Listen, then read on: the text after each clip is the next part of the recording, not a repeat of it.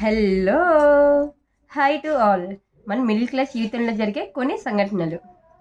ఫ్రిడ్జ్లో ఉన్న కూరను మళ్ళీ మళ్ళీ వేడి చేసుకొని తినటం, పక్కింటి వాళ్ళ ఇంటికి ఉప్పు కోసమో కారం కోసమో పంచదార కోసమో వాళ్ళ ఇంటికి వెళ్ళటం, ఫోన్లో వేసిన రీఛార్జ్ బ్యాలెన్స్ 2 రోజుల్లో అవ్వగొట్టేయడం, ఎవరు వాడారో ఎంక్వైరీ చేయటం, కొత్త బట్టలు కొనుక్కుంటే జాగ్రత్తగా బీరువాలో దాచుకోవటం, ఇంట్లో ఉన్న టీవీ దగ్గర ఉన్న రిమోట్ కోసం ఫ్యామిలీ మొత్తం యుద్ధం చేయటం, పిల్లలకి పెట్టిన లంచ్ బాక్స్ ఓపెన్ చేయకుండా మళ్ళీ జాగ్రత్తగా ఇంటికి తీసుకొచ్చినప్పుడు అమ్మ రియాక్షన్ చూడాలి, అద్భుతమే. ఇంకా మన ఇంటిలో చేసిన పులావ్ వాసనకి గోడలు దాటి బయటికి వెళ్తే వాసన పక్కింటి వాళ్ళు వచ్చి ఏమంటారు అని అడగటం.